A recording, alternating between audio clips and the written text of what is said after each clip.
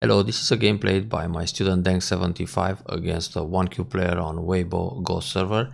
Black won this game by 15 points, but towards the end there are still a couple of moves left, like e17 or m14, in which case white will take the other point, and now they should count the score. If black plays in the top first at e17, white will Atari m14 and then connect. So it's 1 point for each. Now let's see what happened from the beginning.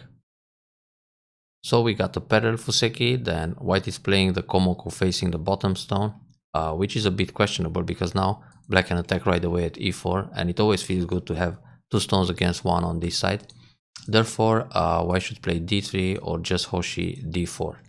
Of course, when white plays c4 and black attacks right away, white can think about the pincer and make things a little more complicated. But if we just play the most common Joseki, which is e3 and pull back, black can connect solid, then extend k4. So this is quite ideal because black is going to set up a moyo in the direction of q3. So back to the original game, black played o17. This is a move that it's quite trendy, and the idea of this o17 is to prevent the early sun invasion. So if black simply takes a shimari like q5 or q6, white can invade the corner right away. Therefore, in order to discourage this kind of move, black plays the keima, so now it's not so interesting for white to go r17 any longer.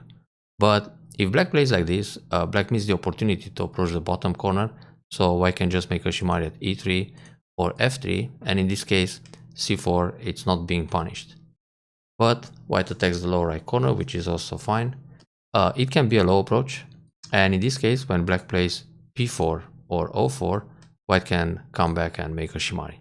Well, there are many ideas and many possibilities in the early stage of the game, but let's see what happened here. So we have the high approach. Black attaches, fine, to take the solid points in the corner. White can play the hanging connection or the solid one, and when he plays solid, he will extend all the way to r10. But with the hanging connection, white can extend further, so it's fine. And now black is tempted to approach the lower left corner. Yeah, the low approach is a fine option too. Well, high approach is still a possibility, but nowadays is not played so often. This Joseki would still work very well with o3. Well, recently playing the low move, it's more common because it doesn't give white or the opponent the corner. So white plays a pincer, but white can still defend with a Kosumi or d6 in order to prevent being pressed down. And in this case, probably black will attack again to speed up the Fuseki a little bit. So on this pincer, black goes up, that's fine. Then put pressure. Yeah, this is a pretty good idea here. Black can consider Joseki like d5, in which case white can push and cut, then Atari, and play the tiger mount. Now white goes for the left side, and black goes for the bottom. So in this case, both white and black get a stone. That's a pretty basic Joseki, but the one space jump, it's very simple too. So white plays keima, black puts pressure. Black has the option to play d8. Now this would be an old-fashioned Joseki: push, attach once, pull back, hane also, go up, hanging connection, one space jump here to make a flexible shape on the left side, then Kosumitsuke to secure the corner, black bumps, and white induces the jump on the bottom side for a base, and in this case, black can continue in the top left like this, or like this. It's possible too, this is an old-fashioned Joseki, but yeah, shoulder hit to put pressure, it's absolutely fine. Now here, black already gets a pretty nice position. White should turn first, then push again, and then one space jump. Now, white creates some kataji with the turn at g4. So in the future, white is aiming to cut at f5, but black can prevent that by just pushing once from behind. Even if this push is giving some territory on the left side, this is a safe move for black. Then black can play keima, threatening the group on the bottom. Now white can just play m2 to keep I shape. And then black can just attack the top left or invade the right side already, because it's quite strong on the bottom side. Actually, this r8 we will see in the game as well. So white went on the second line, which is a bit painful. And here black is putting pressure, which is fine. Then white goes up, turns, that's good, push again, and black is backing up a little bit. This move, it's a move to prevent or to avoid the cut. I mean to protect against the cut, but anyway, if black pushes here once, which is always centered to keep the relationship between h4 and e5, then it's also okay to block n2, because when white cuts here, it's not a big problem. Black can Atari once, white comes out, black connects, so the bottom is fine, and now white has to turn. But the bottom group is in trouble too, so when black goes, for example, Kosumi here, locally, this group, it's almost dead. So black shouldn't really worry about the cut. I mean, a move like n2 puts a lot of pressure on white, so white needs to play, for example, f2 to stay alive, or e2. And this will hurt a little bit the corner. The bottom, it's alive, but it's also quite small and painful. Now white also needs to secure the left side. So locally, this is a good fight for black. Therefore, playing a move like l5, it's a bit soft, because that cut wasn't really dangerous. Now white can push. White can also wedge, and when black Atari, there are two cutting points. Now black has to come back and protect against these cuts. And if black tries to play more powerful with the Atari under, then black needs to connect. White will play this move to threaten a snapback, and then white comes back to make eyes. Now white also gets a position in the middle. So back to the original game. Now here, black connected solid. Actually, black can play a one space jump at 05. So when white pushes here, already the cutting points are fine. I mean, on this move, just Atari, and black it's all connected. So the solid connection, then white still comes back and secures the bottom. But now this f2 is not really necessary. White stretch it out a lot on the bottom, so it's plenty of I shape. White can push here once, black will stay connected, and then extend on the left side.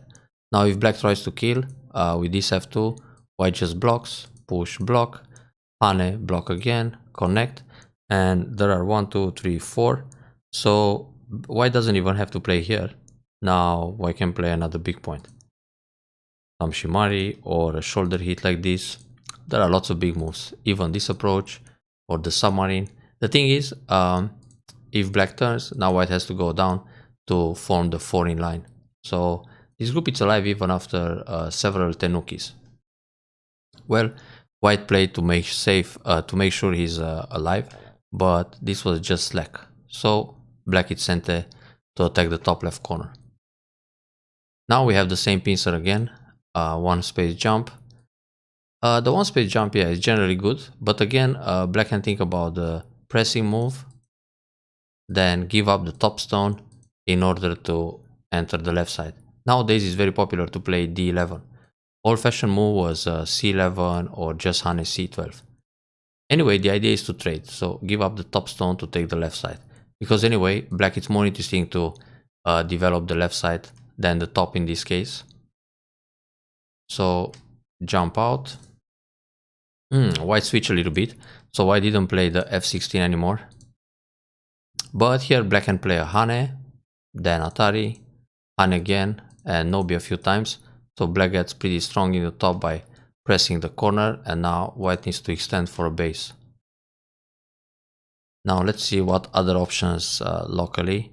Well, simply descend in order to disconnect white stones.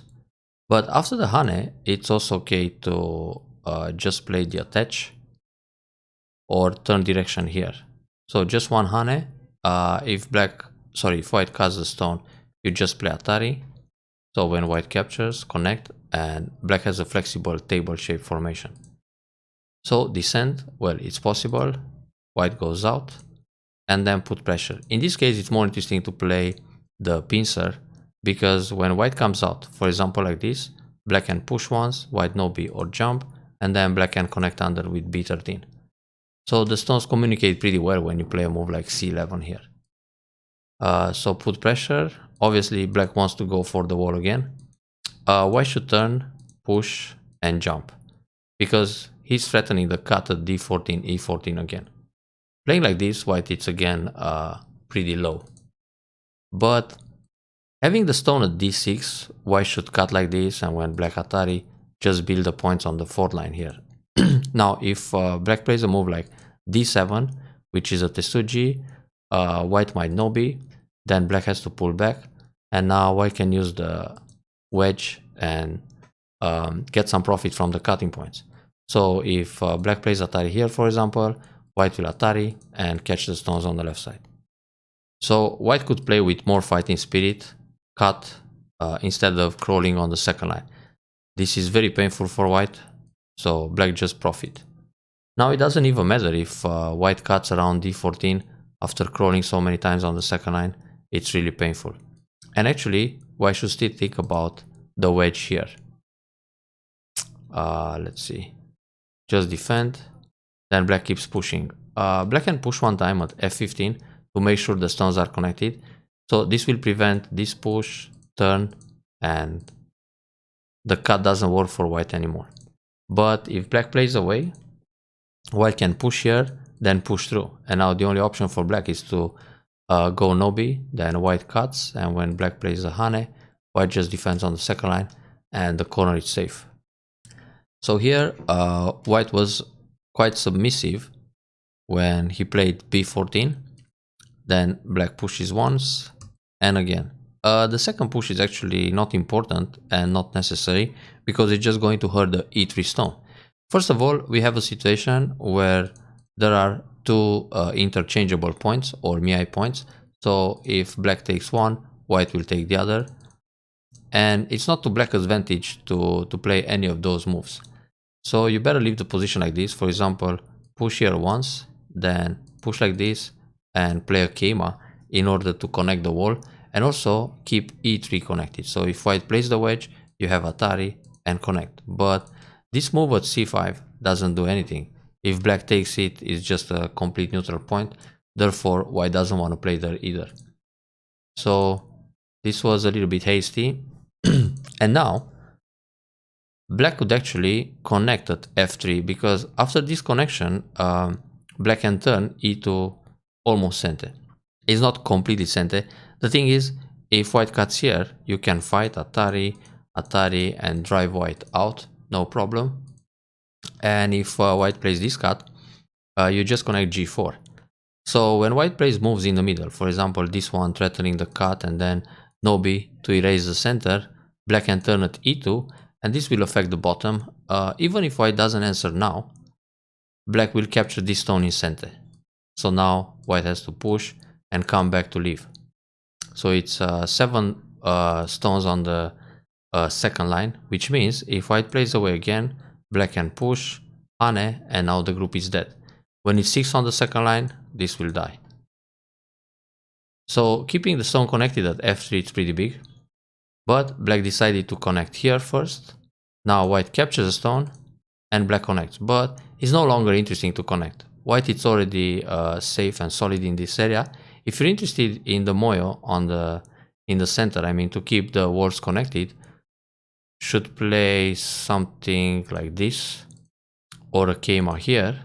But on this Atari, just sacrifice couple of stones and keep this line connected. But anyway, a move like this is actually quite slack. Right now, if you look all over the board, it's interesting to play an extension in the top around here, or go all the way to h17 in order to threaten the cut in the top. So when white kicks, you just go up and set up a nice move in the top. It's also big to play r13, threatening the invasion at r8. White will jump here and then extend in the top. So playing this move is quite slack. But white reacts. He still wants to enter the center. This move, yeah, can be sente, but even if black plays another move around here, white can come from the right side. So let's say white plays k17, black defends the corner, white plays r13. Actually, well, black can play this move. And then white needs to jump, but again, black can double up the corner to prevent the invasions. And now, let's say white plays another move in the top, and black tries to secure the center. And if black encloses here, white can still come from the right. So this wall is losing a lot of power when white comes from the right side, and white increases a little bit the right while reducing the bottom area. In the end, center is never as big as it looks. Anyway, white came inside from the left. Black still tries to keep the walls connected, but this move leaves some agi around here. So normally black should protect with a Keima. When white pushes, now block, or Nobi again, white pushes and then block. But in the end, this is not going to be very spectacular because white can still come inside from the right. So white extends in the top. So far so good. This R13 is big. White is supposed to jump out because black having all these powerful walls around will invade R8 quite soon. This M17 is big, then black comes in, very good. And now black should continue on the right side. Just follow up with R9. If white separates, black turns. If white covers, black can connect underneath. And now white is on the run. So white needs a block here, in which case black will Atari. The reason for this Atari is to prevent a squeeze. So for example, if black tries to attack the wall with something like this, white can Hane, then Atari from behind, Atari again, and this already gives white I shape.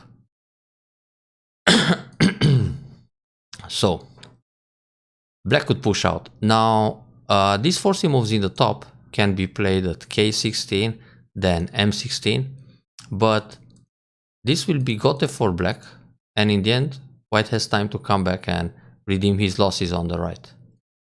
So yeah, black should just go out and even push again and connect under to the top. It's a fine option because black is losing, white is losing the base, so now white needs to run in the middle. So black was a little bit hasty here to play in the top. And okay, these two moves were Sente, but if white plays, for example, this one or wedge, then it creates cutting points inside in black's formation. So black might come back and defend somehow. Then white still has time for to protect the right side. So white could play Hane instead. Then if black plays the wedge, again these 4 stones, they are heavy, so black might go back to the right to connect, and now white has time for this move. White was a little bit soft here, he played a bit too proper, then black could continue on the right. Here in the top, it's always good to lean like this, because the follow-up is to play the push and Atari and connect that line. So all of a sudden more potential for black in the middle. So with this Keima, yeah, white jumps in the center, but for white it's still proper to play this move, because now black can still come out. So even if white is safe like this, he's still kind of running with the whole thing. Yeah, so black blocks, looking for the box. Hane is good. No bit's also important. So finally, it's a bit late to go out with R9, but here black can use the Hane and just connect under. It's actually still very big. If white plays here, black will Atari and capture a stone. This move seems a little bit neutral, because if black plays on the right, for example this, this and this, when white jumps here, white is still not going to build too much. Black can peep once and jump from the right. So for white, this M13 is not going to be profitable anyway. So when black plays this move, it's not going to do much, because white can go towards the left. Let's see, black push like this. Now pushing from L13 kind of invites white inside the moyo, so it's more interesting for black to block this way, but then white goes up, and when black connects to the top again, we can see that M13 doesn't do much. I mean, in the end will be just become a dame area. So attach, now the agi is gone. I think black wanted too much to focus on the center, to build the center and erase the center for white, instead of taking the points from the side. It's still more interesting to play something here and then just connect under. It's always more valuable, especially towards the end game stage, to take the second line or third line moves instead of going in the middle. So you gotta focus on the edges. Now it's too late, white can block. Because of this exchange in the middle, instead of pushing again, you just Hane and erase the side. If white plays here, you can pull back, And even if he plays the Hane, it's not such a big deal. You can give up the stone because you already erased the points on the right. So that would be more profitable. Now it's more interesting to play a peep because it's threatening Atari. So white defends and then pull back here or bump. So let's see how this became a 15 points game for black. Okay, these were pretty much forced. So in the end, black didn't get so much in the center, but still enough to win the game. This capture is rather small, should save the two stones on the right, either pull back or connect at R12. At this stage it looks that white has plenty of territory. It's more interesting to play the hanging connection, because when white pushes here, you have the chance to make 1 point. Like this, when white pushes, there is no point around b5 or a5, and the only thing, the follow-up, is to Hane in the corner in center, which will happen anyway. Yeah, this Hane was big. More points for white than for black. But then white didn't invade the top right. So instead of Hane, it's interesting for white to play s15. Now when black plays a double up to secure the corner, white can play Kosumitsuke and connect under. This will erase more points and build some extra points for white. If white plays a Kosumitsuke here, black plays r15 the Kosumitsuke and blocks, then white can leave in the corner. Now when black blocks here, white can connect under. So that's an interesting invasion to remember, this s15. So now white got the center, the turn is big. Here it works to block. If black plays Atari, just connect. If Atari, come out, black connects, white connects. That was a bit too submissive. This wedge, even if it creates cutting points, is not going to be centered because none of those cutting points in the top will bother white. So it's more interesting to play the jump in the corner or the push. Actually that jump will happen soon. So this was a gote. Pull back here can be played this way to make an extra point and create a cut. That was just too soft. Here white can bump. No problem if this cut is on the board. White can catch like this or Atari. Then this is not a problem either. White pulls back. On the Hane, white just captures the stone. So black jumps in the corner. That's big. Here I think white missed the ladder. Yeah. So if white comes out, there will be Atari, Atari, and catch. And now black took 2 stones. In this case, black is a little bit overplaying. It's good enough to play p17 or bump. But when black bumps, white will clamp, then Atari, and leave it like this.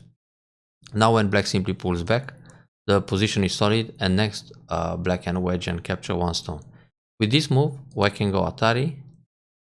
Black shouldn't connect this stone. It's still better to play p17 and give up this guy in order to take center. Because now, when you connect here, white can resist with p17. Now, in this case, white can go down p18, then Atari under, and Atari again, and you gotta come back and protect the corner. But yeah, even this can work. In fact, this is a bit more dangerous. Black can resist with p18, then push and jump. No, push again in the corner. Oh, there's a lot to read here. Complicate.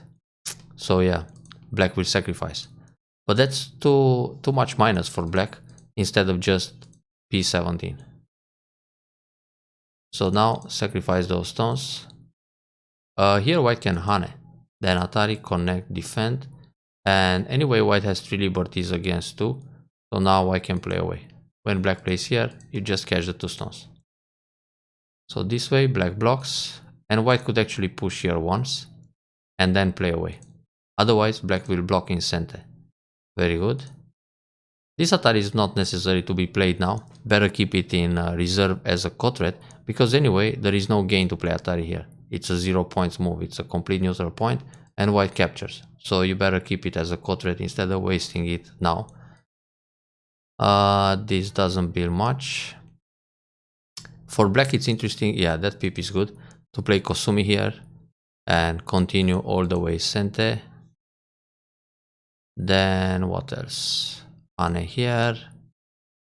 Pip like this, it's okay. This block, it's also good.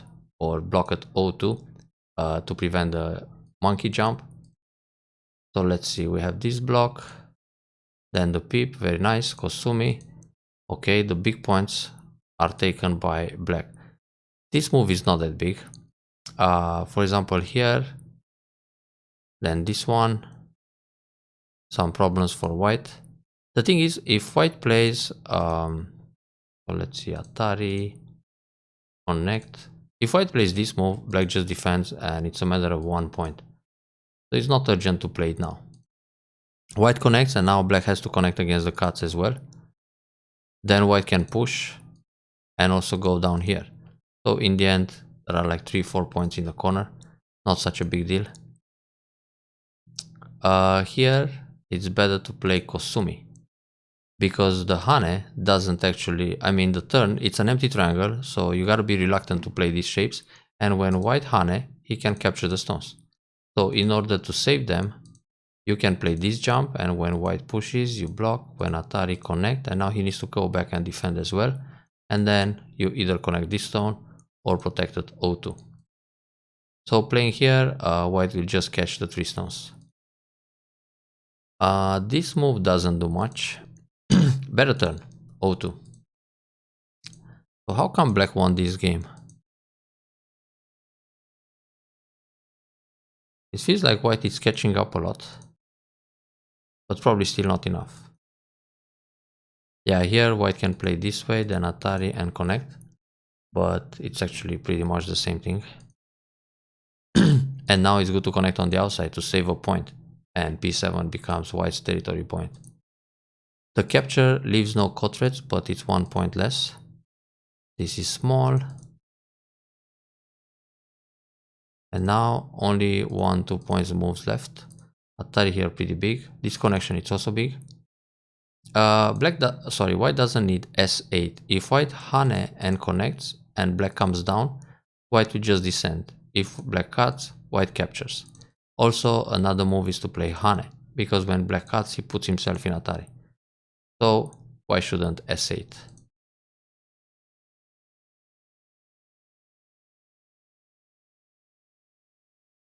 Oh, white needs to protect here.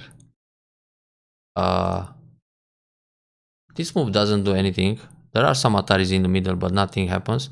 And black can cut, and if this happens, it's a disaster. Because black can capture everything. It's not just going to be a Seki, it's just that. So let's see what happens if black doesn't protect. When we cut, we have Atari here, connect.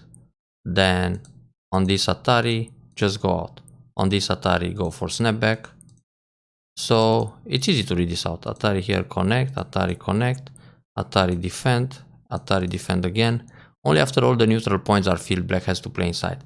So black can profit by playing E18 because white will block, then you gotta capture, then Atari, connect. I think something like that happened in the game anyway, because we had that shape at the end. But it's really not necessary to play another move inside. So instead of protecting just because you feel there is some agi, you better read out what happens. So this move, you can push first, white connects, black connects, and white has to play another move inside. Because when you push first, if white cuts, you just take the stones. So like this, you could gain 2 more points. This was good. Some capture. Okay.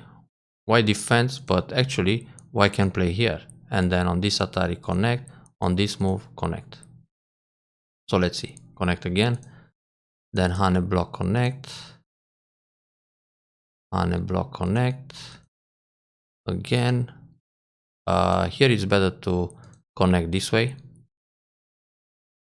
I mean to destroy another point, because anyway white will finish like this.